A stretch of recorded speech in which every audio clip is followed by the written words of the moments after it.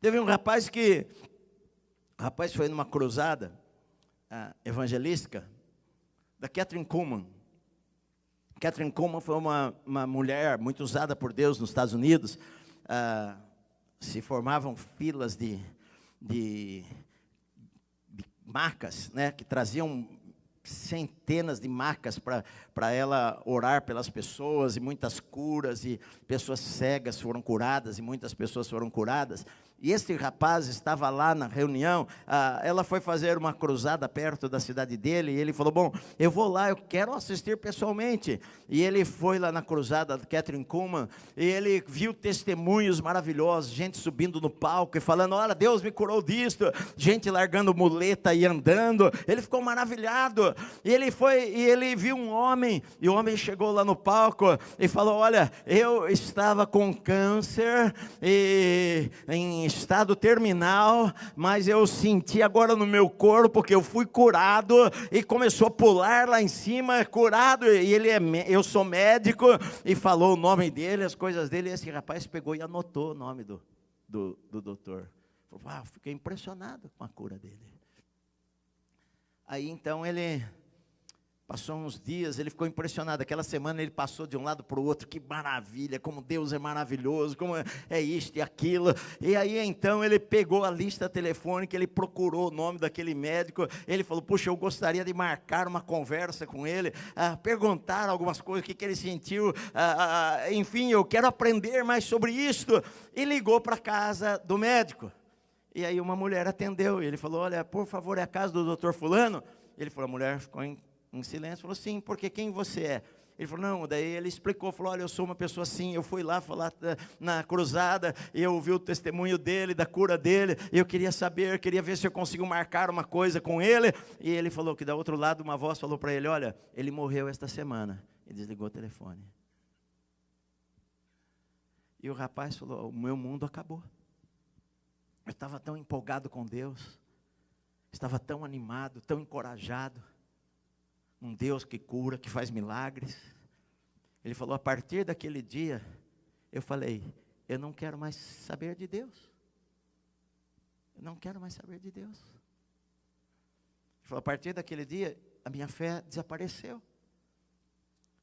E anos depois ele se encontrou com um pastor, e o pastor conversou com ele, e ele falou, olha, hoje eu vejo Deus de uma outra maneira. Eu não acredito mais que Deus faz estas coisas. Eu acredito, se Deus realmente existe, Ele está lá cuidando das coisas dEle, não se importa com a gente aqui. Então, a pessoa perdeu a sua fé em Deus. Quantas pessoas perdem a sua fé em Deus por situações parecidas? Quantas pessoas perdem a sua fé por não entenderem as coisas? E acharem que Deus é mau, acharem que Deus é injusto, acharem que Deus realmente não responde orações. A gente coloca a Deus num tribunal e questiona sobre Deus. Questiona Deus. Acho que Deus colocou esse livro aqui de Jó para a gente pensar sobre todas estas coisas. Como que eu vou querer viver? Porque eu vejo muitos crentes ao longo da vida se decepcionarem com Deus, porque Deus não faz as coisas do jeito que eles acham que deve ser feito. Porque é fácil a gente, às vezes o pastor orar por esta pessoa, e a pessoa morrer, por exemplo, e o pastor fala, bom, ela não teve fé, né? Ele morreu porque ele não creu. É fácil você colocar um rótulo em alguma coisa, mas nem sempre foi aquilo, nem sempre foi aquilo. Nem sempre aconteceu por causa da falta de fé. A gente às vezes tenta explicar, dar explicações para algumas coisas que sinceramente, queridos, eu como cristão que leio a Bíblia todos os dias por mais de 40 anos, eu não tenho uma resposta. Não adianta eu falar para você. Foi por causa disso, foi por causa daquilo. Não, porque ele não creu, é porque eu não criei, porque eu não sei, tem coisas que realmente eu não sei. Agora, quando a gente não tem explicações para as coisas, como nós vamos tocar a nossa vida? Como nós vamos levar a nossa vida? Eu vou deixar de crer em Deus? Eu vou questionar a Deus? E se Deus não me der uma resposta convincente, eu vou abandonar a Deus? É isso que eu vou fazer? Então eu preciso realmente decidir na minha vida, sabe, aquilo que eu não entendo, isto eu, Edson, decidi na minha vida muitos anos atrás. No começo da vida cristã, a gente vive muito pela emoção. Eu sou uma pessoa que me emociono muito. Até esta semana eu estava conversando com meus filhos, e nós estávamos jantando em casa, e os dois foram, todos os netos, foram lá em casa na quinta-feira, e nós estávamos jantando e conversando, e aí eles começaram a falar sobre filmes. Eu, como não sou nenhum conhecedor de filmes, que eu assisto quase nada de filmes, e aí nós estávamos conversando sobre alguns filmes, tal, aí eu lembro, eu assisti o filme tal, né, Branca de Neve e os Sete Anões. Então, ou seja, enfim, aí estava falando, tem um filme tal, um filme daquilo. Eu falei, eu não gosto de assistir filme triste, esses filmes aí que às vezes eu assisto, porque eu fico mal. Eu sei que é mentira, não é verdade, o filme lá, os atores estão vivendo, da Silva, mas eu fico mal, eu choro, né? E aí até o Gui falou, não, mas às vezes é até bom, porque a gente assiste, a gente mantém a gente sensível. Eu falei, puxa, mas eu sou sensível, se eu vou no aeroporto e o pessoal chega, se abraça, eu choro. Enfim, né, eu estou no carro, muitas vezes eu estou ouvindo uma notícia no rádio, às vezes eu estou no meu carro, lá leio uma notícia que não tem nada a ver, e eu fico com os olhos cheios de lágrimas em ver aquilo, porque eu imagino a situação da pessoa, da família, de gente que perdeu seus parentes queridos nesse momento, a dor que as pessoas passam, enfim, a gente sente todas essas coisas aí, a gente é ser humano. Então, às vezes nesses anos todos, sabe, queridos, que eu sou pastor, eu vi pessoas passarem por momentos difíceis, e quando é novo convertido, a gente vive muito pelas emoções, muito pelo sentimento. Hoje o culto foi maravilhoso, que eu senti um tremor dentro de mim, eu fiquei, pastor, estou todo arrepiado. Hoje o pastor pregou uma mensagem de fogo, que caiu fogo do céu sobre a cadeira, todo mundo chorou, que cultão. Aí o culto que você não chora, você fala, não, hoje o culto foi meio micho, porque, né, a gente nem chorou, isso aí, tal. A gente não vai muito pelo que a gente aprendeu, a gente vai muito pela emoção do momento, né, a oração que caiu fogo, porque a gente gritou e sapateou. E eu, quando me converti, era como todo mundo, muito emotivo, eu ficava emocionado com as coisas com Deus, eu fico emocionado com Deus, até com Deus eu fico emocionado todo dia, mas eu ficava muito emocionado com as coisas. Aí um dia, eu falei para vocês, eu orei, não senti nada. Fui jejuar, jejuei 1 dia, 2 dias, não senti nada. Aí Deus falou comigo, Deus não falou numa voz audível, não mandou um anjo, não tive um sonho, nada disso. Deus falou no meu coração, como fala no teu.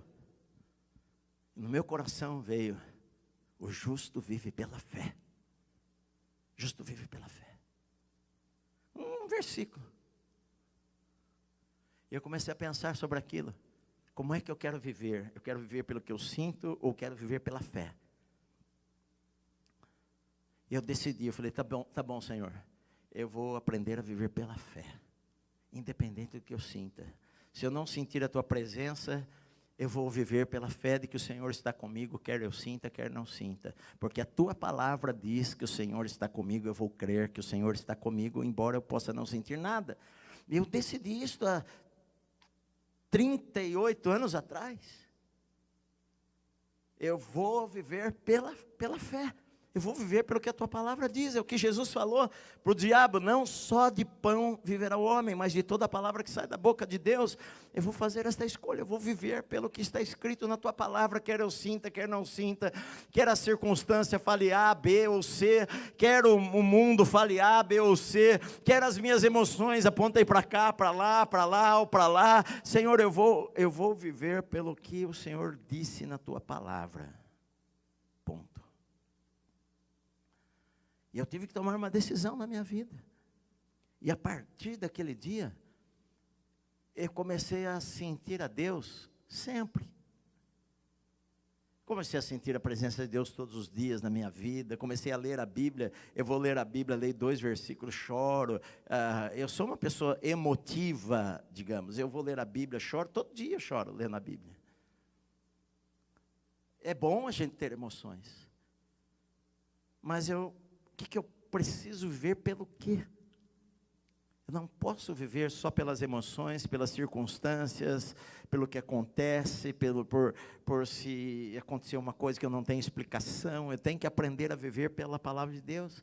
Deus falou que está comigo, é porque Ele está comigo. A Bíblia diz que Deus é o justo juiz, então eu creio que Ele é o justo juiz. A Bíblia diz que Deus sabe todas as coisas, então eu acredito que Deus saiba todas as coisas. Aquilo que eu não tenho explicação, Deus tem explicação, e mesmo que Ele não me explique agora, nesta vida, eu vou continuar crendo nele da mesma maneira, mesmo que eu não tenha as respostas. Eu decidi. Agora, muita gente morre na incredulidade em Deus, porque eu me decepcionei, porque eu esperava isto de Deus e aquilo de Deus. Quanta gente eu ouvi receber uma profecia e aquilo não acontecer, e a pessoa ficar decepcionada com Deus, e não foi nem Deus que falou. Foi o irmãozinho que falou lá, que veio na cabeça dele na hora, naquele momento de emoção. E eu creio em profecias, e eu recebi muitas profecias da parte de Deus. Meus filhos receberam profecias da parte de Deus. Mas também já teve muita gente que falou bobagem para mim, da cabeça dela, do momento, da emoção, todo mundo abraçado e chorando. E alguém, o Senhor está dizendo, e depois não aconteceu nada daquilo. Aconteceu o contrário daquilo lá. Eu vou abandonar a Deus por causa disto? Eu vou descrer em Deus por causa disto? Eu vou falar que Deus não existe por causa disto? Eu vou achar que Deus é o meu inimigo por causa disto? Olha, queridos, Jó, vocês estão aqui comigo? Jó, ele viveu há praticamente 4.000 anos atrás. Jó viveu praticamente 2.000 anos antes de Cristo. O conhecimento que Jó tinha é que veio de Adão, que foi passou lá para um, para outro, foi indo, passou para Noé, o conhecimento de boca a boca. O livro de Jó deve ser o livro mais antigo da Bíblia. Se foi escrito por Moisés, ele é contemporâneo na escritura, junto com Gênesis. Moisés escreveu o Pentateuco, Gênesis, Êxodo, Levítico, Número, Deuteronômio. Talvez Moisés tenha escrito o livro de Jó, e a história de Jó tenha sido contada e passada de boca em boca, até chegar a Moisés, e ele colocar em livro inspirado pelo Espírito Santo, escrever essa história para a gente. Agora, qual é o objetivo? Porque Jó, ele não tinha o conhecimento que eu tenho, teológico, ele não tinha, ele amava Deus, mas ele falou algumas coisas que não é, e que hoje até os pastores vão lá na beira do túmulo e citam as escrituras. Olha, o Senhor deu, o Senhor tomou, louvado seja o nome do Senhor. É legal falar isso daí, mas não foi Deus que tomou, foi o diabo que atacou, foi Deus. Nós recebemos o bem de Deus, não receberíamos o mal. Deus não quer dar mal para a gente. O ladrão é que vem para roubar, matar e destruir. Não é Deus que é o meu inimigo. Não é Deus que vem para destruir a minha casa. Não é Deus que vem para causar um terremoto e matar um monte de gente. Não é Deus que fez. Pastor, mas Deus deixou. Sim, Deus permitiu as coisas, porque não cai uma folha sem que Deus permita. Deus poderia acabar com o diabo hoje. Por que ele não acaba com o diabo hoje? Talvez tenha muitas outras razões que eu não sei. Uma delas é que eu acredito que Deus quer que a gente aprenda a bater no diabo. Que a gente, com um adversário, a gente aprende a ser mais forte e aprende a viver em vitória. E não apanhando. Deus não quer que o diabo bata em você, Deus quer que você vença o diabo. É o que eu falei de 1 Pedro, resistir ao diabo, ele fugirá de vós. Aqui na minha casa não, meu caro. Aqui, meu caro não, meu barato, né? Aqui na minha casa não entra. Aqui na minha casa não tem vez. Na minha vida não. Mas Jó não sabia.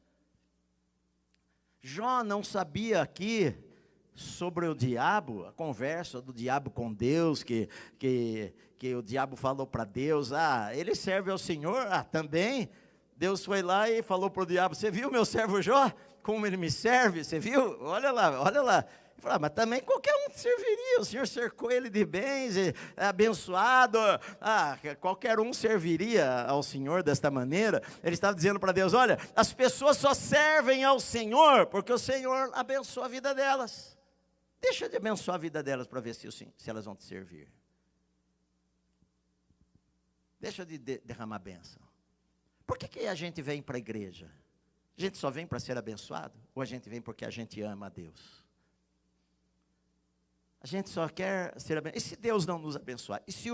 E quantas vezes eu pensei isso daí na minha vida? E se o céu não existisse, eu iria servir a Deus da mesma maneira? Vale a pena, Edson, vale a pena você servir a Deus, mesmo que não houvesse nada depois da morte? Eu cheguei à conclusão, para a minha vida, que vale extremamente muito viver para Deus hoje, ainda que não tivesse amanhã.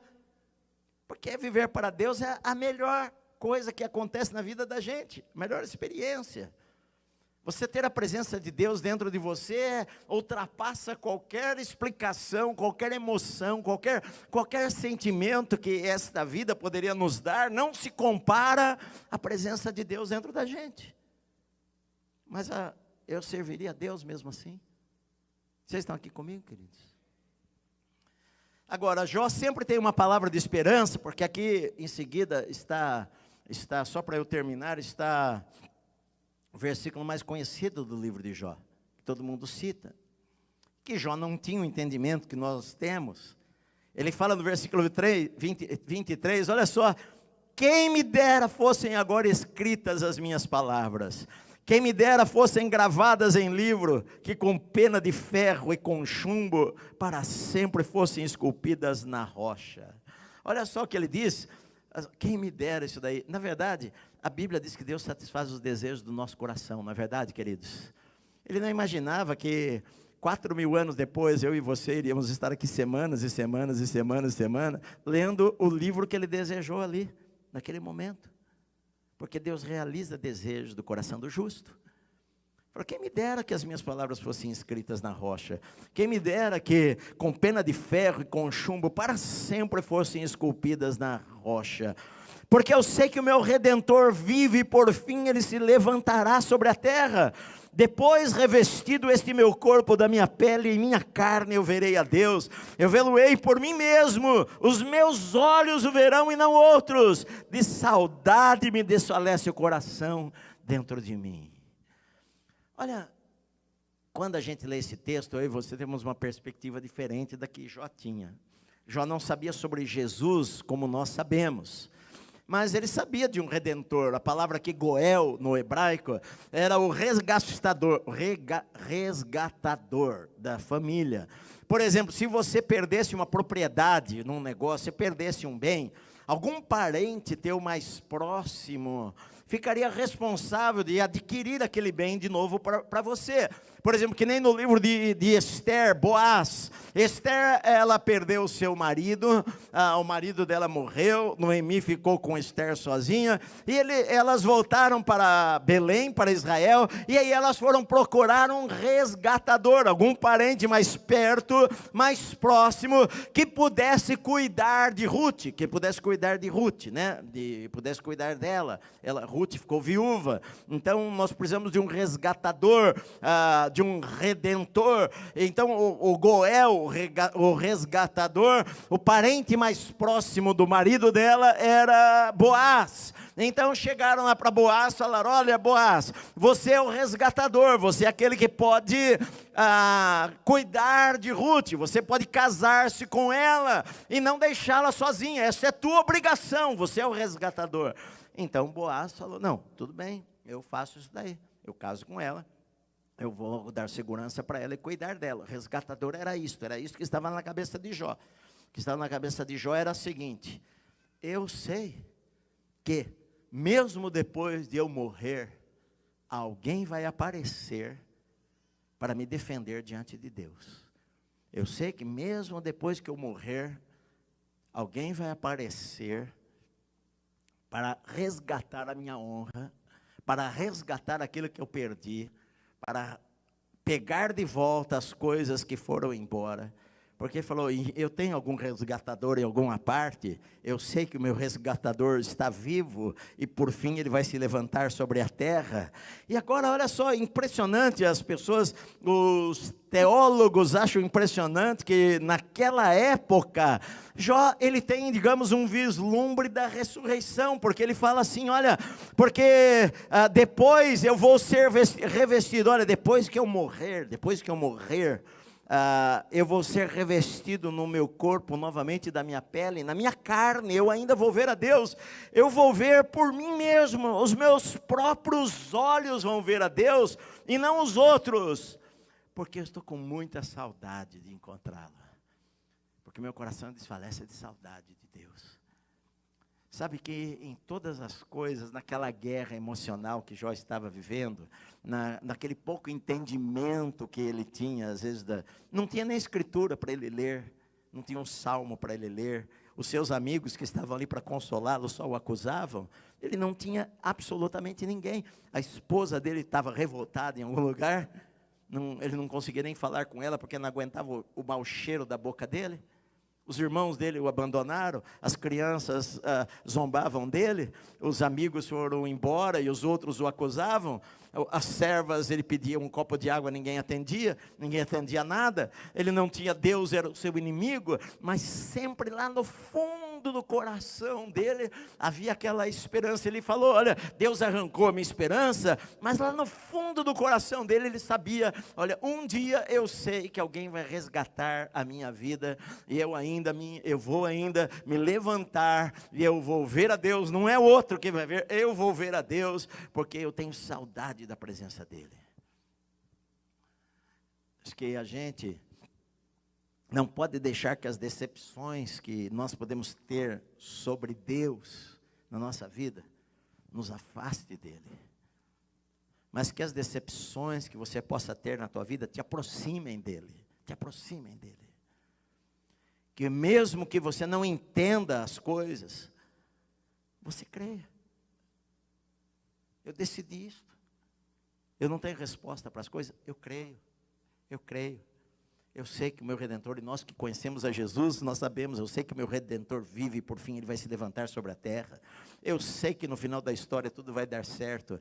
Eu sei que o amanhã vai ser melhor do que hoje, seja qual for ele, seja o que for que acontecer. Eu sei que Deus está cuidando da nossa vida, e eu sei, mesmo que eu não tenha respostas, mesmo que eu não entenda, mesmo que eu não enxergue, mesmo que eu não sei o porquê aquilo aconteceu, sabe, eu tenho que continuar crendo em Deus, olhando pela fé no Senhor, crendo na sua palavra, crendo que Deus é bom, crendo que Deus sabe todas as coisas, crendo que nada acontece por acaso, crendo que Deus cuida de cada detalhe da minha vida, e que não cai um fio de cabelo sem que o Senhor permita, crendo que as coisas que acontecem dentro da minha casa, Deus tem o controle, crendo que Deus me deu autoridade para pisar serpentes e escorpiões, e sobre todo o poder do maligno, e nenhum poder do maligno vai entrar na minha casa e na minha vida, crendo que o Senhor me deu poder em Jesus, para vencer todo o mal, e que o maligno não vai tocar na minha vida, e que eu não vou descrer de Deus, pelas coisas que acontecem. Amém, meu amado?